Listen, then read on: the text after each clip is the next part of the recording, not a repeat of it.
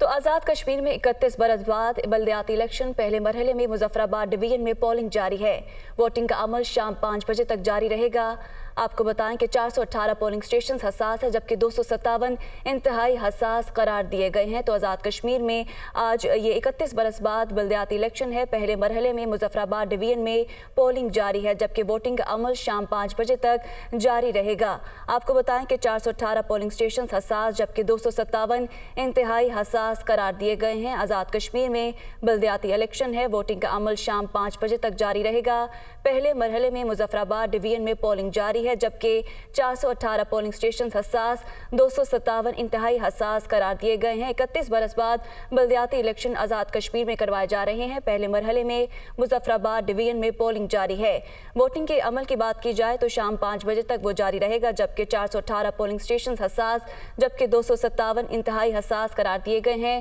Security کے سخت انتظامات کیے گئے ہیں اور اس وقت ووٹنگ کا عمل جاری ہے۔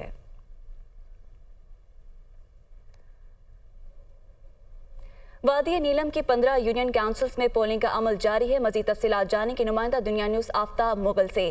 جی آفتاب، اپڈیٹ کیجیے گا۔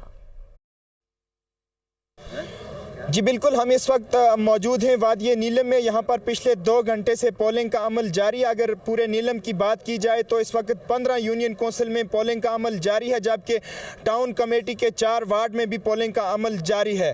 لوگ اس وقت یہاں پر اپنا حق رائے دہی استعمال کرتے ہوئے بلدیاتی انتخابات کے حوالے سے لوکل کونسلر اور ڈسٹرکٹ کونسلر کا انتخاب کر رہے ہیں جبکہ ٹاؤن کمیٹی کی اگر بات کی جائے تو ٹاؤن کمیٹی کے 4 وارڈ میں بھی اس وقت پولنگ کا عمل جاری ہے۔ دوسری جانب اگر سیکورٹی صورتحال کی بات کی جائے تو یہاں پر وادی نیلم کے حلقہ LA-25 میں 347 پولیس اہلکار تعینات کیے گئے ہیں جو پولنگ سٹیشن پر اپنی ڈیوٹی سر انجام دے رہے ہیں۔